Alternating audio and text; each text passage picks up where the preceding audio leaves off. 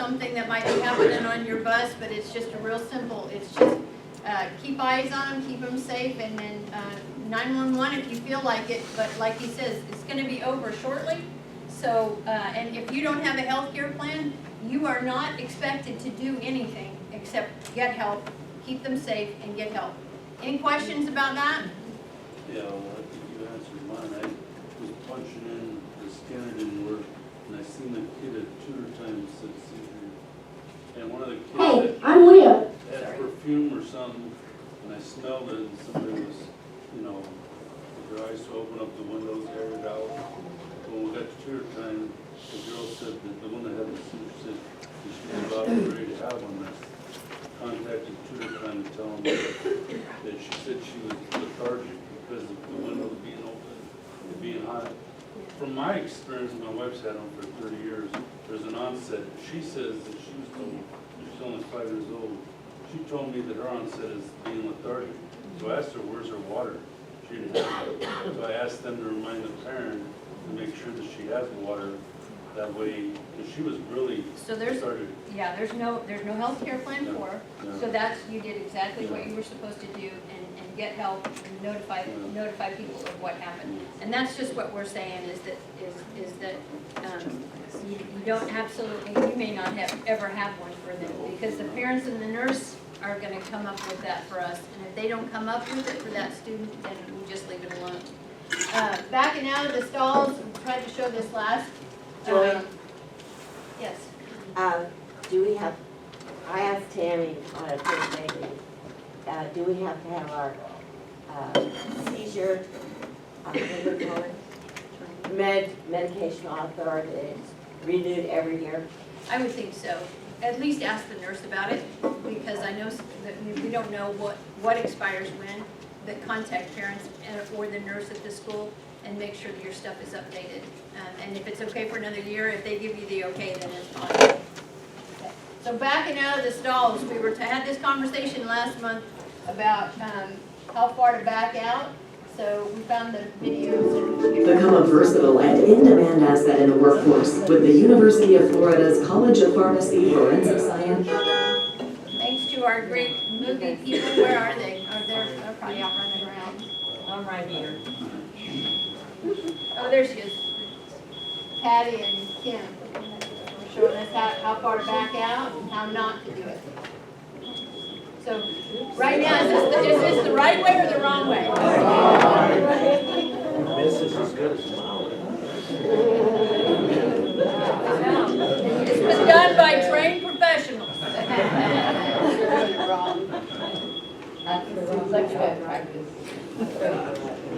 Okay, so there's the wrong way, and that keeps coming up and keeps coming up because even if you're in a hurry and you're wanting to back out quick, and I don't even think they did this one long enough for my tasting here. So here's the right way.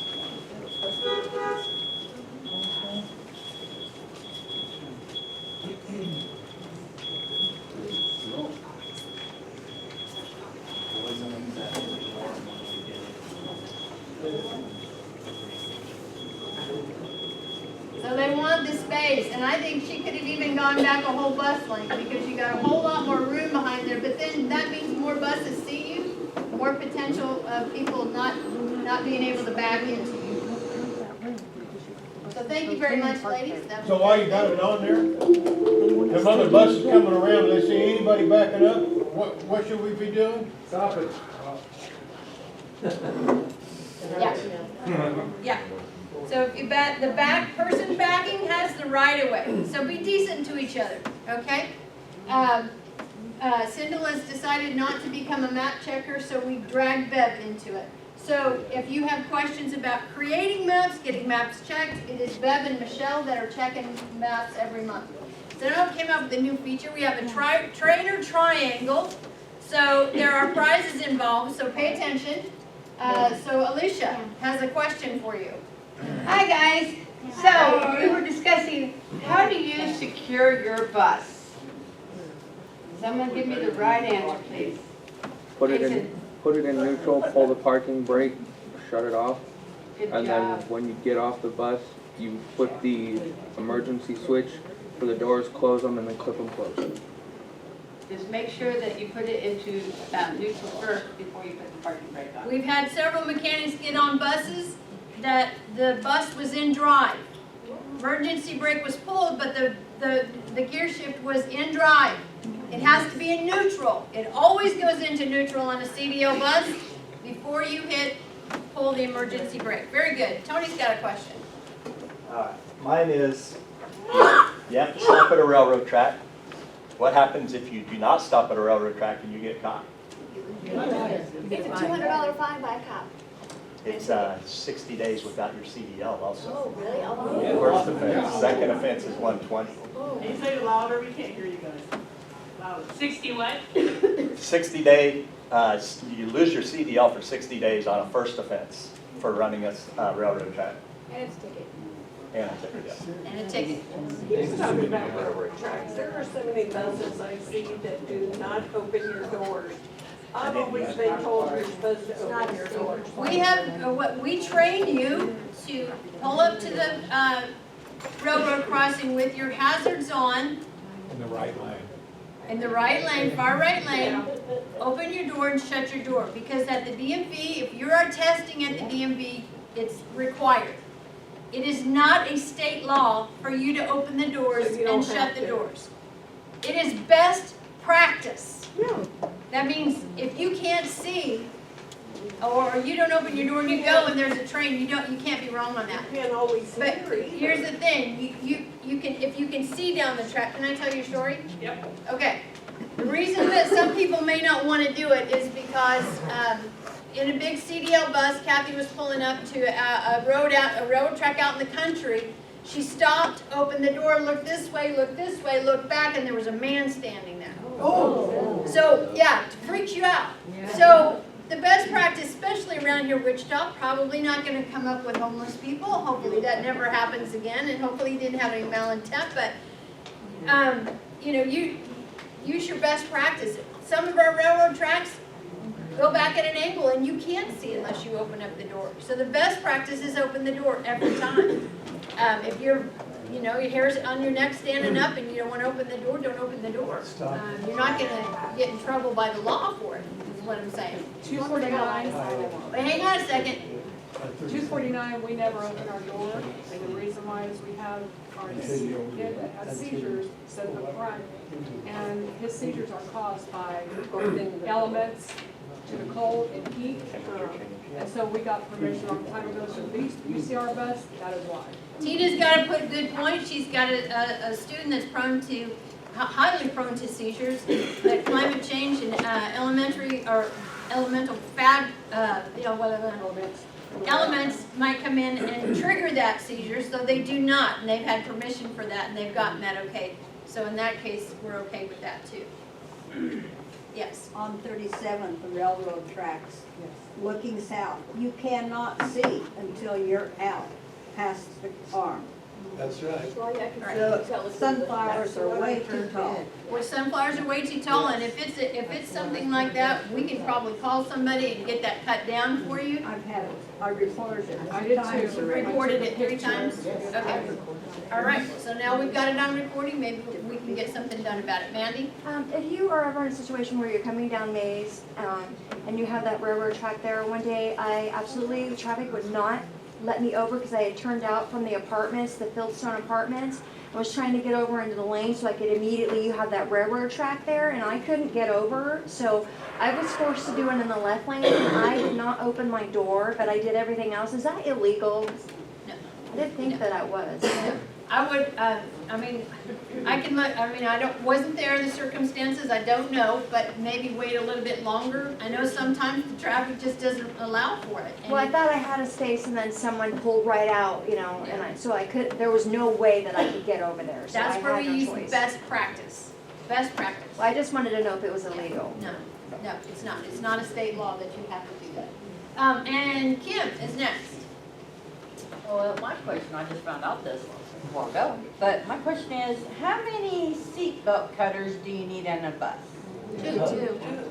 Raise your hand. 2? On a minibus, you On a need two. minibus, two, one in the front, I always put one in the back for the para. And on the big bus, you should have it behind you or somewhere reachable. So on the big bus, you only have one? Just one. One on the big bus. She has a prize in there. I do have a price. TAC has not November 5th. It is November 17th for the next TAC meeting. Sorry, I had to drive it in too, so. Yes. Question just got brought up, when you turn right, you want a red. Yes. Yes. After you stop. That is not a state law, that is a district rule, and our district allows you to turn right on a red. After you Because stop. I was never- After you stop. Thanks. You have to stop.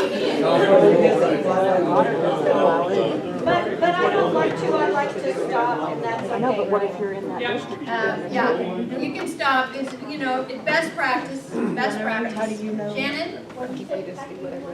it is November 17th, or no, November 12th. What's that, 12th? Look at the 12th. Yeah, I know, it is November 12th. I'm sorry, I didn't have time, I had to drive this morning, so I didn't have time to change that. TAC meeting was really good, we had a bunch of people, for TAC meeting last week. Paul's not here to talk about it, so he asked me to kind of go through this. Kathy and Alana, the TAC parent group, were here last week to talk about some things. Their biggest issues were with the QR codes and the communication between the parents and transportation and the QR code. And Chris is working on that. He's going to do some more work on getting the information to the parents regarding the QR codes and working on the communication. We talked about getting crosswalks for Central over here. I'm working on that. We're talking about the traffic over at South Middle, and that's going to start with our principal court over there, maybe some new signage to start with. Talked about making tickets for those kids. We've seen some pretty hairy stuff going on over there with the kids going through there that are not supposed to be going through there. So that's in the works. So if you've got something that you want to talk about at the TAC meeting, that bring it up. There was some great things that came out of that at the end there too. There's a 4-way stop at 45th and Tyler beginning in October. I think this week. Thursday. So it's a 4-way stop now. So be cautious of that. Hoover and 53rd Street, they're developing some turn lanes. There's utility work going over there. The 45th bridge over K96 is going to be rebuilt. So I don't know if that's going to start yet this year, but you know how that goes. That's going to take a while. So if you're planning and use that bridge, you might be thinking of alternative routes. Okay, this is one I wanted to talk about. This is on 45th Street, where the student walks up to the crosswalk, pushes the button, and a yellow light flashes. It says, state law says to stop for walkers within the crosswalk, and we kind of had a little bit of a debate about that. Do we as bus drivers wait until the lights go off before we go through that crosswalk? Yes. Or do we just wait till the crosswalk is clear? We didn't come up with a clear answer, but here's my thing, because we kind of had some debate about it, whether or not we should stop, whether or not we should go through. Goes back and forth. We are professional drivers and we have to be cautious all the time. And this is us, unfortunately. You can see the crosswalks, the lights are going.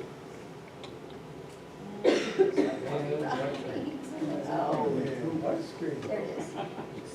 Oh no. No, come on.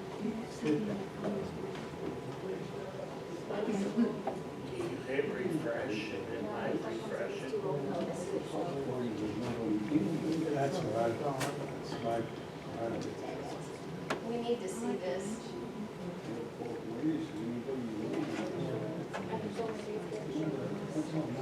That's somebody that's Okay, I guess I'll just describe it. The student walks up to this crosswalk right here. On the other side, she pushes the button. This bus is already there. Lights start flashing. He couldn't have got shut down. but the bus behind it runs right through it. She's standing on the side and she's looking, ready to take a step out, and that bus just flies right through it. We have got to be more cautious about that. That little gal would have been wiped out. They were going at least 40 miles an hour down that street. Now, and that's what it looks like on the armor. But not even a foot off the brake to even begin to slow down. No, that bus driver didn't see it. And we don't have I can't see the numbers on that bus. So I can't go to that person and say, what were you thinking? That was a student trying to cross that road. So here's my going back to this debate back and forth. If those lights are flashing, stop! There's no need for you to be 30 seconds in front of your time. I don't care how late you are. You do not want to be that person that hurts somebody's child. I wish I had the video because it's, This is on 45th. This is on 45th. After Tier 1, anybody coming down 45th could have been anyone coming down 45th. It was a transit bus. I don't really care who it was, but here's the problem. I mean, I don't even have to keep going over it, do I? We have got to slow down. If you've got this crosswalk on 45th, even if the lights aren't flashing, your foot should be off the accelerator. You should be ready for it. I always slow down right there. Yeah, she had a light colored jacket on and that bus didn't see her. The kids don't even. Slow down. Yeah. As soon as that button hits, it starts flashing. It doesn't matter. The mechanics, it doesn't matter the mechanics. There are kids crossing there going to school every single day. And we have got to be better about it. We've got to be cautious. A student got hit last year. Not by one of us, but it got hit by a car. On Maze 2. Maze Road has one as well. When I stopped the other day, I had a regular driver. Yeah. Was right there. I mean, and there's one at the, if we put that one, if we get them to put that one in at Central, that'll be a third one. Anything around here, if you're going over 40 miles an hour, you better slow down. Yes. I was going down Academy to Central Elementary, and I noticed that by the time I get there at 3 o'clock in the afternoon, there's kids walking near this crosswalk, go to the park, and a lot of times they're not paying attention. Is it okay to just stop, just in case? Because I've been stopping, and maybe the parents get mad, but I don't really care because I don't know if they're gonna just shoot out which one did and didn't push the Yeah, the if you button. got kids walking anywhere, you need to slow down, slow down. Well, I just stopped. I just stopped. Okay, that's me, I'm done. Good job, Julie.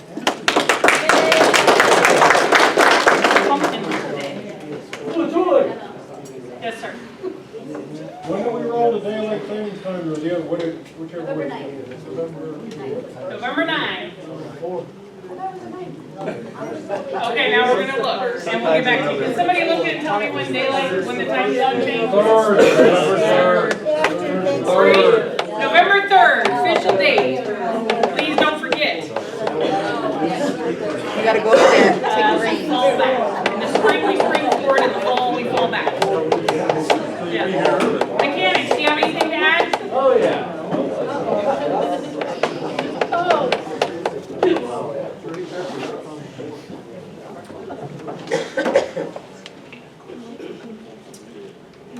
Okay, I had a gentleman back here asking about his first aid and body fluid kits. This is from the Highway Patrol. You have them in your forcing buses, but if you have them in vans, they have to be secured. Now, they're not required. Body fluid kits, first aid kits, fire extinguishers are not required in vans. Last I knew, that's what I was told by the church. Okay. They're not required. Of course, they are in buses, but not vans. But if they are in there, they have to be secured down because they've hung up, become a projectile in a wreck. Okay, so if you have them and they're not secured, let us know, do a write-up so we can get them. Okay, I can handle that. Thank you. Yeah. Question, how do you know if you have low tires in the back? On your rear tires? Yeah. When you hit it with the thumper, it's gonna sound differently. It's gonna sound different. We had this come up. I'll tell you a little story from yesterday. I went to Kansas Truck yesterday to pick up some parts, and we got to talking, and he wouldn't tell me what school district it was, but it's more likely to happen on a long activity trip. So this district was out on activity. They must not have checked the duals, and one of them overheated to the point where it caught on fire, caught the bus on fire. They did get pulled over and got evacuated, but the bus burnt to the ground. Just because of a low rear tire. Okay? So, please do your tire check. It was on I-44.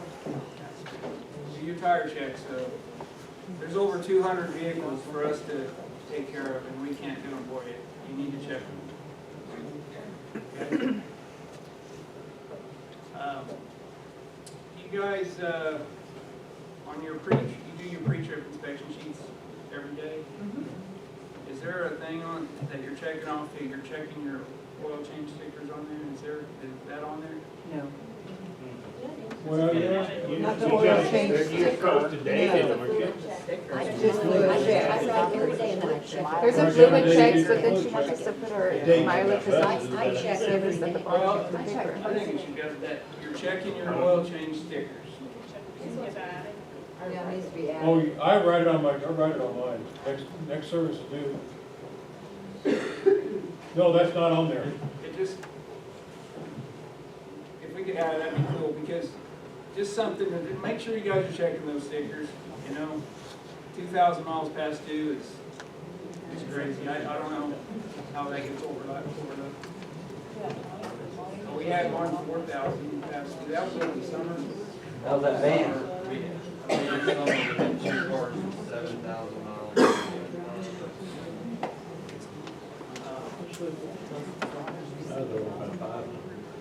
That's not two.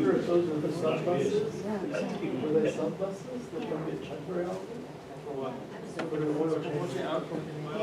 No, that was, well, one was a trip bus and one was a route bus. One was a regular route bus, one was a trip bus. So trip buses are, yeah, I mean, they may not get checked as often, but they, especially if you're going on a long trip, if you have any question at all, especially on the tires, because it's less likely that on the tire back to the duals, you know, it's hard to tell, you just visual, you can't tell if you got a low tire. Why? Because the other tire's holding it up. You know, you can't tell without dumping it. If you have any question at all, you're going on a long trip, bring it over so we can check it. You know, because we don't want to burn down the bus. I think that's all I have. Any questions about, I talked about gauges last month, what you typically see in that. I looked at some of the gauges in our buses, and a lot of them don't actually have numbers on there. It's just like, so typically it's a default that right up, straight up and down on your temperatures around 200, and on your voltmeters around 12 volts, but it should be 14 when you're running. I didn't know. I don't think they have the actual numbers on there, so. But Just a few. Sporadically. when your bus is running, or your vehicle, whatever you're driving, 14 volts is what you should have, 12 volts with it off. Any questions on anything on what you need to see or expect to see on your gauges? Everybody good?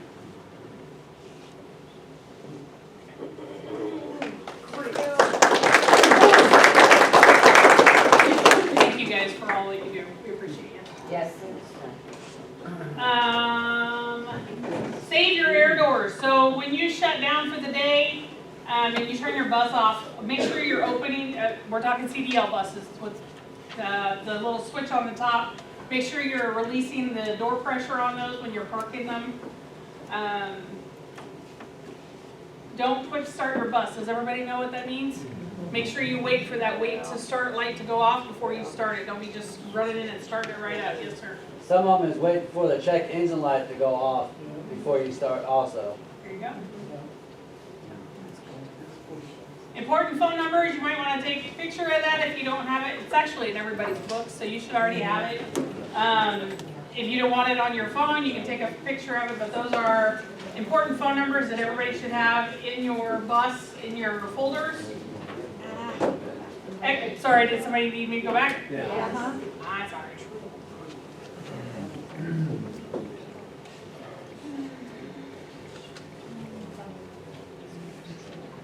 Here we go.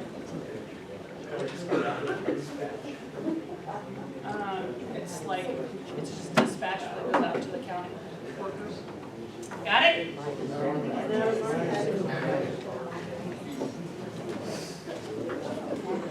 Good? All right, moving on. Driver expectations, number one, standard work hours for all drivers and paras. Monday through Friday, 6 to 9 and 2 to 5. Obviously, Wednesdays is 30 minutes earlier. Most routes will not use all of this time. We know that, but despite this, all drivers, subs, and paras should be aware these are the standard hours and should be here during those hours. All drivers must perform fluid checks. We've talked about that. Routes. Things have slowed down a little bit by now. We're not changing your routes every 30 minutes like we were in the first couple minutes. But changes are still going to come through, especially after Christmas. We'll have a lot of families that will move over the holidays. Route drivers, we keep both sets of maps updated. All route drivers must have and enforce a seating chart. And you must perform your pre-trip inspection before each route. This includes your air brake test if you're driving a bus with air brakes. All drivers and paras must display professionalism at all times. This includes interaction with students, parents, and school district staff and hygiene. So we just want you to smell good and look nice. Don't be wearing the nasty PJs you've been wearing for the last month of bed. What's wrong with the picture? Okay, I wasn't here to put the slide together this time, so. Oh, there. Do you see the problem? Tires Yep. We have an issue here. So this is another reason to do your pre-trips and to double check those tires. You can't just walk by and look at the white walls. You need to, step back and take a look at what's going on underneath. Should you be writing this up? Yes. Yep, or we'll be getting a call from you later on to come get you off the side of the road. Hey, time out. Yes. That includes, don't just write it up on your, so when you guys do your mileage for the week and you put it on the side in the notes, no, because I'm not necessarily checking that. That is your guys' job to write up an actual work order, okay? And turn it in You guys immediately. are putting it in on there, and I try and catch them if I see them, but there's so much paperwork that's going through all the time that you guys need to be responsible for that, okay? So don't just assume, oh, hey, I put it on this, we're good to go. You guys know an actual work order needs to be written. And turned in immediately. Don't let something like that slide. Yep, the belt's too far down. This piece right here needs to be up and over his shoulder. That should never be that low. If you get a kid on your bus and they're sitting like that, you need to call and talk to Joy is our professional bed equipment person. Go right here. This needs to be moved back. Almost halfway back there and it'll go like that. She's pretty short. She's talking about this piece right here. Needs shifted back. Now Kathy, please tell them that this is an old picture and we didn't do that. No, yeah. I don't even know how old that picture is. It's just a concept. You can see right away there's a problem with this. What can I say? No, because I relaxed her when I saw that picture and Kathy said, Okay. Obviously, they're all parked too close. So when you get to the school, we haven't had the problem this year like we've had in the past. But you need to make sure you leave enough room in front of you for the bus that's in front of you to open that rear door. If they catch on fire and you're up against that door, you just trapped everybody on that bus. So you need to make sure you leave room enough for that back door to open. Okay, that was not fair. That was an evacuation. We had a sinkhole over May South High, I think it was, right? Yep, South High. We had a sinkhole in one of our drivers. He's no longer here. That's his bus.